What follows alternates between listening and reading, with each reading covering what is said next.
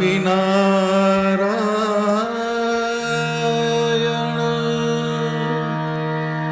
સ્વામિનારાયણ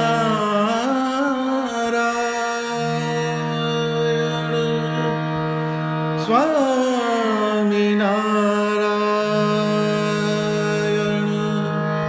સ્વામિનારાયણ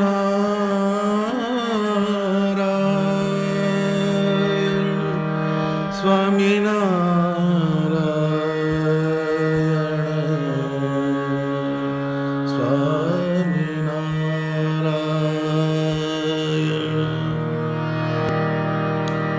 આપો તમારા જનનો સંગ રે આપો તમારા જનનો સંગ રે આપો તમારા જનનો સંગ રે ઓ આપો તમારા જનનો સંગ રે બીજું મને આપશો માં હે મને આપશો મારા જીવમાં એ જ ઉમંગ રે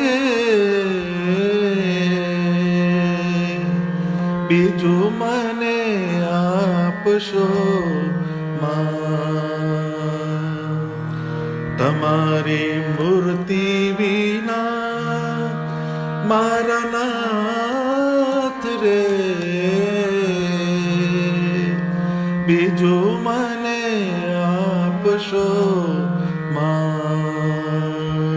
બીજું મને આપશો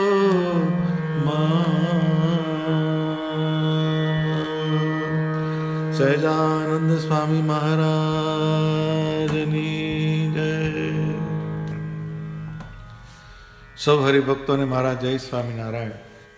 ગઈ સભામાં આપણે એક પંક્તિને સમજ્યા, તમારી મૂર્તિ વિના મારા નાથ રે બીજું મને આપશો માં.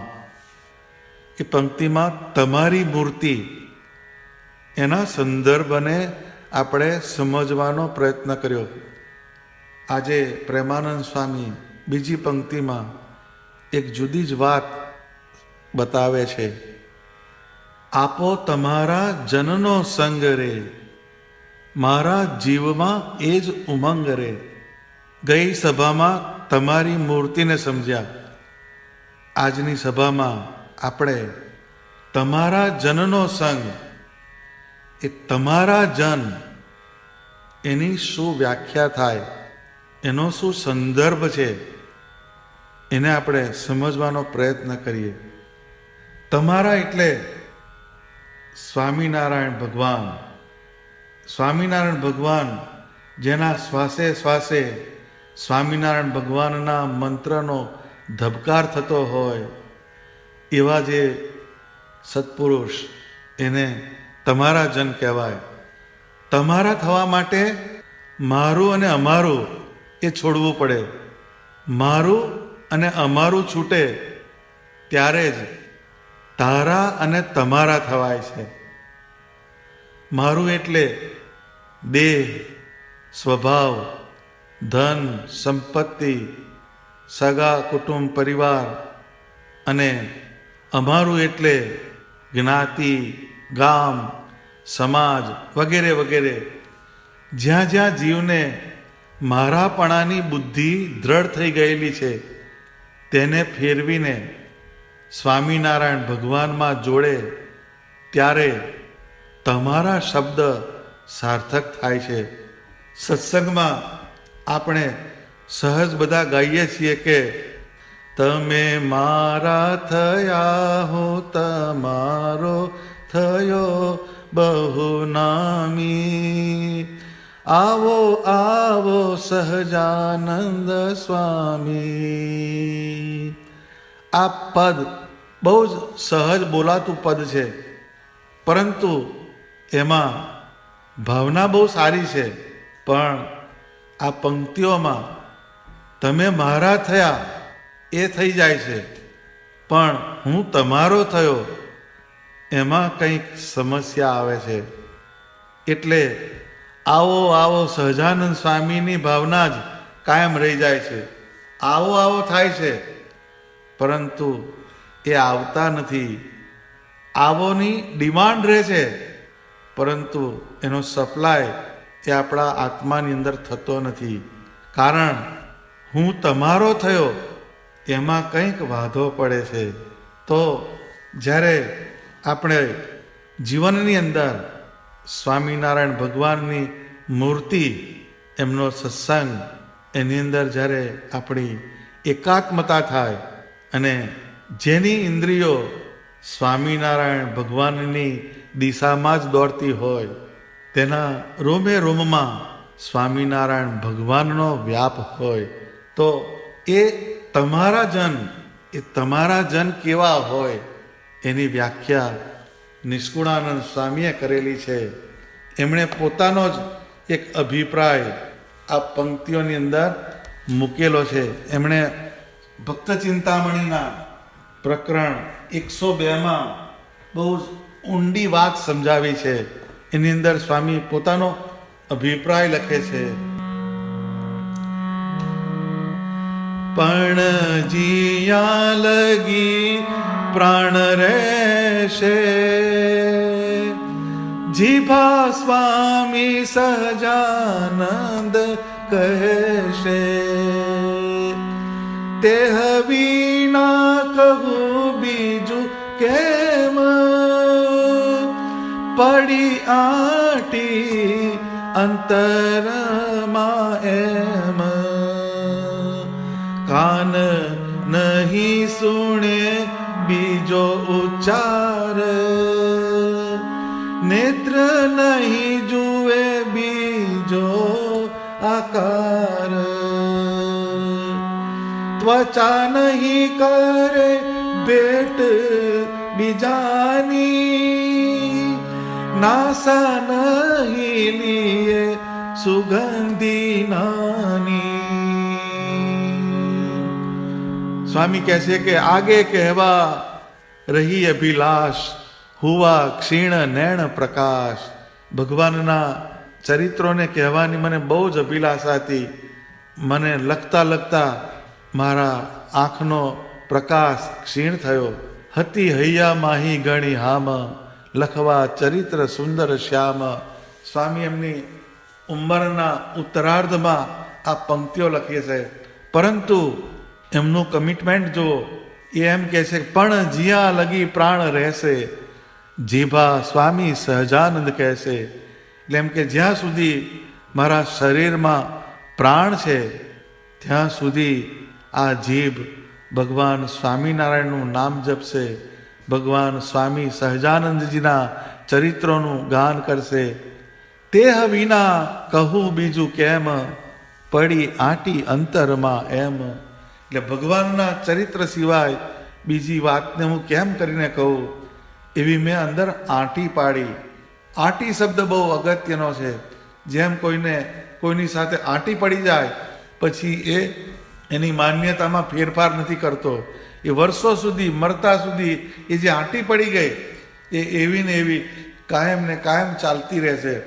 તો નંદ સંતોએ ભગવાન સ્વામિનારાયણના સ્વરૂપમાં રહેવું, એમની લીલા ચરિત્રોમાં રહેવું, એમના જ્ઞાનમાં રહેવું, એવી એક આંટી પાડી હતી. એટલે જગત એમના અંતઃકરણમાં પ્રવેશી શકતું નહોતું. કાન નહીં સુણે બીજો ઉચ્ચાર, નેત્ર નહીં જુએ બીજો આકાર. કેટલે સુધી સંતો ડેપ્થમાં ગયા કે આ કાન જે છે એ ભગવાન સ્વામિનારાયણનો મંત્ર, ભગવાનના લીલા ચરિત્રો, ભગવાનની જ્ઞાન વાર્તા સિવાય બીજો કોઈ ઉચ્ચાર એને સાંભળશે નહીં. નેત્ર નહીં જુએ બીજો આકાર. અને આ જે આંખો છે એ ભગવાન સ્વામિનારાયણ સિવાય, એમની મૂર્તિ સિવાય બીજા આકારને જોશે નહીં. ત્વચા નહીં કરે ભેટ બીજાની, નાસા નહીં લઈએ સુગંધી નાની. મારી જે ચામડી જે છે એ ભગવાનની મૂર્તિનો સ્પર્શ કરશે, એમની પ્રસાદીની વસ્તુઓનો સ્પર્શ કરશે, એમની પ્રસાદીના સ્થાનમાં જે જુદા જુદા પદાર્થ હોય એનો સ્પર્શ કરશે, એમના એકાંતિક સંત હરિભક્તોનો સ્પર્શ કરશે, પરંતુ એ સિવાય બીજે કોઈનો સ્પર્શ નહીં કરે. નાસા નહીં લીએ સુગંધી નાની. આ મારી નાસિકા છે, મારું નાક. નાની એટલે જુદા જુદા પ્રકારની જે સુગંધી, જે ભગવાનને ચડ્યા એવા અત્તર, પુષ્પ, અગરબત્તી, એની જ સુગંધી મારું નાસિકા લેશે. તો આ જે વસ્તુ જે બતાવી એનું ડેરિવેશન જો આપણે કરીએ તો આપણે તો આ પંચભૂતના શરીરમાં છીએ. આપણને શબ્દ, સ્પર્શ, રૂપ, રસ અને ગંધ, આ પંચ વિષયનો કાયમ અનુસંધાન રહેશે. તો આપણે કંઈ એ પંચ વિષયને છોડી શકતા નથી, પરંતુ જેટલો વધારે ને વધારે ભગવાન સંબંધી પંચ વિષયનો આપણે સંબંધ રાખીએ, અને જ્યારે અનિવાર્ય એવા સંજોગોમાં આપણે જગતની પ્લેન ઉપર એ પંચ વિષયનો સાથે ડીલ કરવાનું થાય, ત્યારે એની અંદર એક દોષ દ્રષ્ટિ રાખવાની કે આ પંચ વિષય જે છે એ મારા કલ્યાણના માર્ગમાં ઘાતક છે. આવી મનોદશા રાખીને જો આપણે એ જગતના વ્યવહારમાં જઈએ તો એ આપણને નુકસાન કરતા ન થાય. પછી સ્વામી આગળ લખે છે, મન નહીં કરે મનન અન્ય, બુદ્ધિ નહીં કરે નિશ્ચય હરિ વિના, ચિત્તના ચિંતવે બીજી વાત, અહંકાર હરિનો હું સાક્ષાત.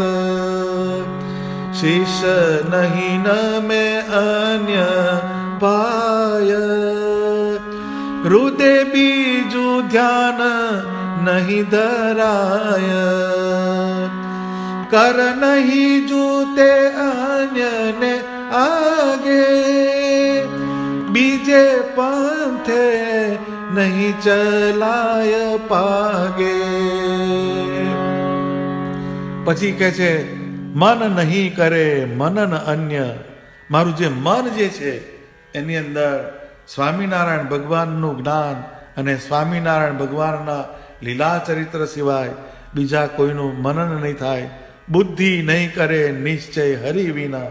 બુદ્ધિ જે છે, જેમ આપણી બુદ્ધિએ અનેક પ્રકારના નિશ્ચય કર્યા, જેમ એક ગળપણ છે તો એના પણ જુદા જુદા નિશ્ચય હોય છે.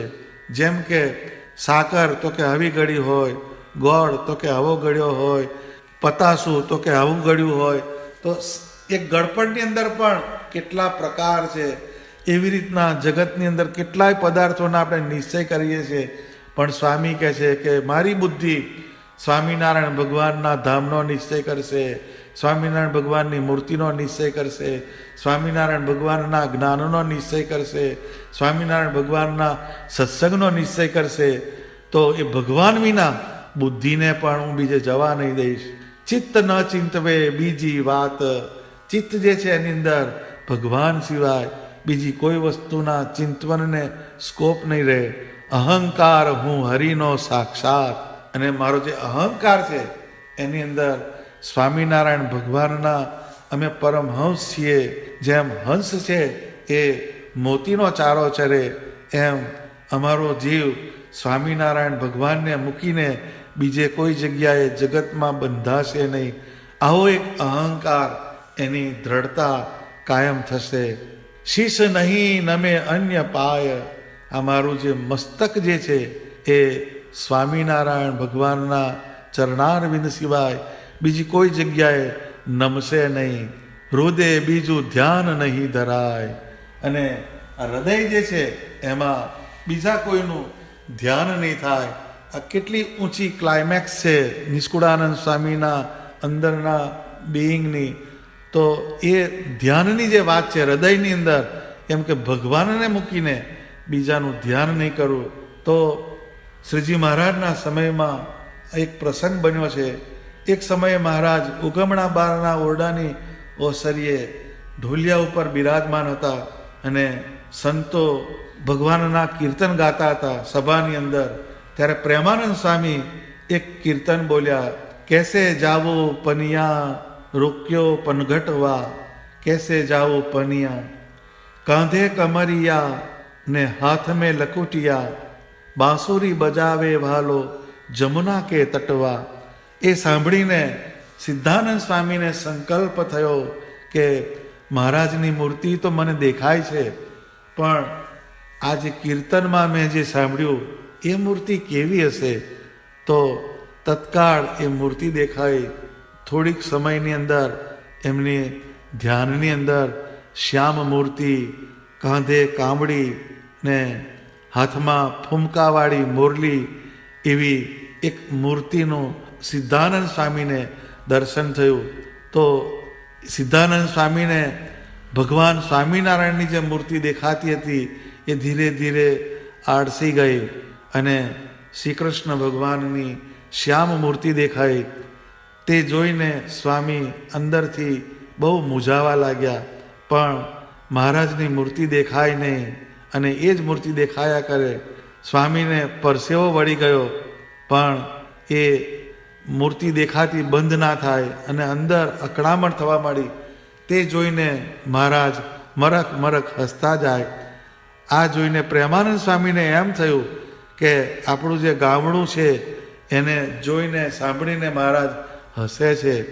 પછી સિદ્ધાનંદ સ્વામીએ ફોડ પાડ્યો અને હાથ જોડીને મહારાજને ઘણી વિનંતી કરી, હે મહારાજ, હવે આવો સંકલ્પ કોઈ દિવસ નહીં કરું, માટે તમારી જે મૂર્તિ દેખાતી હતી તે દેખાઓ. ત્યારે મહારાજની મૂર્તિ દેખાઈ એટલે જે સિદ્ધાનંદ સ્વામી અંદરથી અકળામણ થતી હતી એને જે અંદર મોજાતા હતા એ ધીરે ધીરે ઓછું થઈ ગયું. ત્યારે મહારાજે સ્વામીને બોલાવીને કહ્યું કે કેમ થયો? તો સિદ્ધાનંદ સ્વામીએ કહ્યું કે પ્રેમાનંદ સ્વામી કીર્તન બોલ્યા તે સાંભળીને મને સંકલ્પ થયો, જે એ મૂર્તિમાં જે વર્ણન કર્યું છે ભગવાન કેવા હશે. ત્યારે શ્યામ મૂર્તિ દેખાઈ અને તમારી મૂર્તિ દેખાતી આળસી ગઈ, એટલે હું બહુ મૂંઝાણો. ત્યારે મહારાજે સૌ સભાને કહ્યું કે ઉપાસક આવા હોય તો આ એક વાત છે, પરંતુ એનો સિદ્ધાંત જે છે એ બહુ ઊંડો છે. જેને ભગવાન સ્વામિનારાયણમાં એકાત્મપણું થયું હોય, એકાંતિક ભાવે જેને પતિવ્રતાની નિષ્ઠા થઈ હોય, એની અંદર એને આ વાત હૃદય બીજું ધ્યાન નહીં ધરાય. તો મહારાજે ગઢડા અંત્યના 16મા વચનામૃતમાં એક બહુ સરસ વાત કીધી છે કે જેને પતિવ્રતાના જેવી દ્રઢ પ્રીતિ બંધાણી છે તેને મોટા મોટા જે બીજા મુક્ત સાધુ તે સંઘાથે પણ પ્રીતિ થાય જ નહીં, અને પોતાના ઈષ્ટદેવ જે ભગવાન તેના જે બીજા અવતાર હોય તે સંઘાથે પણ પ્રીતિ થાય નહીં. એવી જેને પોતાના ઈષ્ટદેવ જે ભગવાન તેને વિશે પતિવ્રતાના જેવી દ્રઢ ભક્તિ હોય ને તે ગમે તેવા બીજા ગુણવાનને દેખે પણ તેને વિશે હેત થાય જ નહીં. આ વચનામૃતનો એની સાથે અનુસંધાન છે. તો જે તમારા શબ્દ વાપર્યો, તમારા જન, એ તમારા જન કેવા હોય? તો એના હૃદયની અંદર ભગવાન સ્વામિનારાયણ સિવાય બીજા કોઈનું ધ્યાન ના થાય. અહીંયા જે વાત કીધી એની અંદર કોઈ અવતારની નિંદાની વસ્તુ નથી, પરંતુ સિદ્ધાનંદ સ્વામીની સ્વામિનારાયણ ભગવાનના આકારમાં જે સ્થિતિ થયેલી હતી એની અંદર જે એમની આત્મીયતા હતી, એમાં એમનો જે પતિવ્રતાનો ભાવ હતો, એમાં મારાપણાની ભાવ હતો, અને જે મારા મટીને જે તમારા જે થયા સ્વામિનારાયણ ભગવાન, તમારા જનનો જે સંદર્ભ એમનામાં દ્રઢ થયેલો હતો, એનું આ પરિણામ છે. કર નહીં જૂતે અન્યને આગે, બીજે પંથે નહીં ચલાય પાગે. એટલે મારા હાથ જે છે એ કોઈ સ્વામિનારાયણ ભગવાન સિવાય કોઈને નમન નહીં કરે, ઝૂકશે નહીં, એને જોડાશે નહીં, મારો હાથ બીજે વંદન નહીં કરે. બીજે પંથે નહીં ચલાય પાગે, અને મારા પગ જે છે એ સ્વામિનારાયણ ભગવાનના જે સ્થાન એની જ અનુસંધાન રાખીને એ સ્થાનમાં ફરશે. મારા પગ જે છે એ સ્વામિનારાયણ ભગવાનના આકારની પ્રદક્ષિણા કરશે. માટે જ્યાં લગી રહે તન શ્વાસ, તજુ નહીં ત્યાં લગી એ અધ્યાસ. એટલે આપણા શરીરનો જે સમાજ છે, શરીરનો સમાજ એટલે આપણી 5 ઇન્દ્રિયો છે, 5 જ્ઞાનેન્દ્રિયો, 5 કર્મેન્દ્રિયો છે, એ બધી વસ્તુઓ અને આપણું જે અંતઃકરણ 10 ઇન્દ્રિયો અને 4 અંતઃકરણની વસ્તુઓ જે છે એને આપણે સ્વામિનારાયણ ભગવાનમય બનાવવાનો, એની એક આખી વાત છે.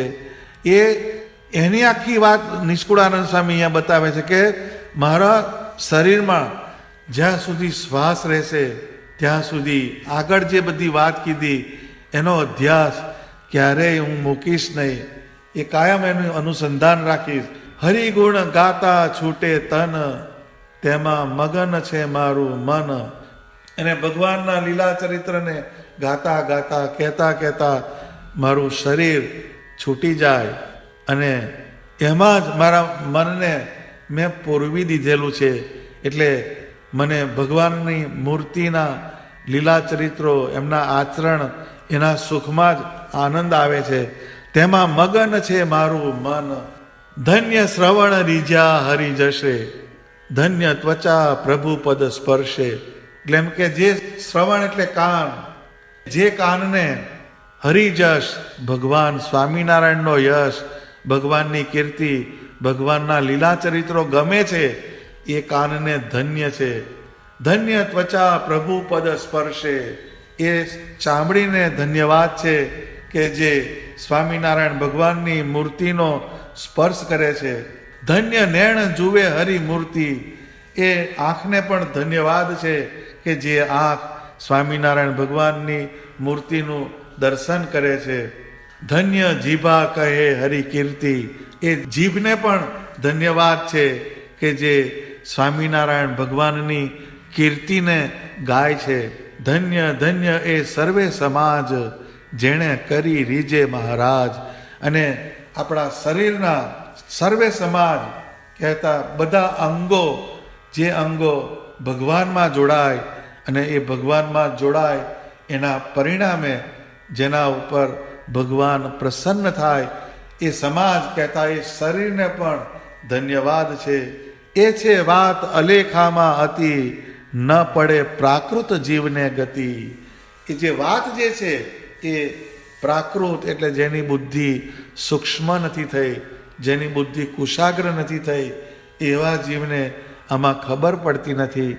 તો અહીંયા સ્વામીએ જે તમારા જન એ જે શબ્દ વાપર્યો, એ તમારા જનની વ્યાખ્યા નિષ્કુળાનંદ સ્વામીના પોતાના જે અનુભવ પ્રમાણે સમજાવી. તો એ વાતને આપણે પકડીએ તો એમાં નિષ્કુળાનંદ સ્વામી એમનું કમિટમેન્ટ કેવું છે કે મરતા સુધી મારી જીભ, મારી આંખો, મારા કાન, મારું નાક, મારી ત્વચા, મારા હાથ, મારા પગ, મારું શીશ, મારું મન અને મારું હૃદય એ કેવળ ને કેવળ ભગવાન સ્વામિનારાયણનું જ અનુસંધાન કરશે. એ સિવાય એ બીજે ક્યાંય જશે નહીં. આવા જે હોય એ તમારા જન કહેવાય. આપો તમારા જનનો સંગ રે. એવા જે સ્વામિનારાયણ ભગવાન એનું અનુસંધાન રાખતા હોય અને સ્વામીએ આ પ્રકરણમાં જે તમારા જનની વ્યાખ્યા સમજાવી છે એ પ્રમાણે જે સત્પુરુષ પોતે સ્વામિનારાયણ ભગવાનની મૂર્તિ, એમના મંત્ર, શાસ્ત્ર અને મૂળ સ્થાનમાં ગરક થયેલા હોય અને બીજા જીવને પણ સ્વામિનારાયણ ભગવાનની મૂર્તિ અને સ્વામિનારાયણ મંત્રનો સંબંધ કરાવીને તે જીવને સુખનો માર્ગ દેખાડે, એ સાચા અર્થમાં અહીં સ્વામી કહે છે તેમ તમારા જન છે. આવા સત્પુરુષનો સમાગમ કરીને જ્યારે આપણે સત્સંગની અંદર આગળ વધીએ ત્યારે આપણને સ્વામિનારાયણ ભગવાનની મૂર્તિનું અનુસંધાન થાય છે. માટે આવા જે સત્પુરુષ કે જેને સ્વામિનારાયણની મૂર્તિનો સાંગોપાંગ અનુભવ થતો હોય, અનુસંધાન રહેતું હોય, એવા સત્પુરુષનો મને સંગ થાવ, એવી શ્રીજી મહારાજને પ્રાર્થના કરવી. તો ભગવાન પાસે જે માગીએ છીએ એમાં આવા જે મહાપુરુષો એનો આપણને જો સંગ થઈ જાય તો એ આપણને કંઈક સારી વસ્તુ આપી શકે, ઉચ્ચ ધ્યેય તરફ આપણને ગતિ કરાવી શકે. સ્વામી કહે છે કે મારા જીવમાં એ જ ઉમંગ રે, મારે કાયમ જીવમાં એ જ ઉમંગ રહે છે કે ભગવાન સ્વામિનારાયણના સાચા સત્પુરુષનો મને ક્યારે યોગ થાય, મને ક્યારે યોગ થાય. એટલે એક વખતે જસુબાને મહારાજે કહ્યું, તમારા ઉપર હું પ્રસન્ન થયો છું, તમે કંઈક માગો. તો એમણે જે માગ્યું છે એ બહુ જ વિચારવા જેવું માગ્યું છે. એમણે માગ્યું કે મારે ઘેર રહે સંત શામટા, આવે ઉત્સવ કરવાને આય, માગો વર નાથજી. એમણે એમ કીધું કે મારે ઘેર રહે સંત સામટા. તો આપણે એવું માગ્યું કે મારે ઘેર સગા રહે સામટા. તો સત્પુરુષ જે છે એ જ્યાં જાય ત્યાં ભગવાનની આહલેખ જગાડે, ભગવાનની મૂર્તિ, ભગવાનના મંત્રનો અનુસંધાન કરાવે. અને જે સગા સંબંધી જે છે એ તમને ભગવાન ભજતા હોય તો એમાંથી પણ વ્યવહારમાં લઈ જાય. તો જસુબાએ સંતો એમના ઘેર રહે એવું માગ્યું. તો હાલ પણ તમે ગઢડા દાદા ખાચરના દરબારમાં જે મંદિર થયું એમાં કેટલાય સંતો ભગવાન સ્વામિનારાયણના ભજન ધૂનના હિલોળા લે છે. એમના દરબારગઢની અંદર ભગવાન સ્વામિનારાયણની કથા વાર્તા ધૂન એનો નિત્ય અનુસંધાન થાય છે. તો એના એ સ્થાનની અંદર આજે પણ સંતોનો વાસ છે. કેમ કે મારા જીવમાં એ જ ઉમંગ રહે. હે ભગવાન, મારા જીવની અંદર ઉમંગ છે કે મારા દરબારગઢની અંદર સંતો સામટા રહે અને ઉત્સવ કરવાને આય અને વિવિધ ઉત્સવ થાય, એવું જ હું તમારી પાસે માગું છું. તો સાચા સત્પુરુષ એવા મહાપુરુષનો યોગ થવો એ પણ દુર્લભ છે.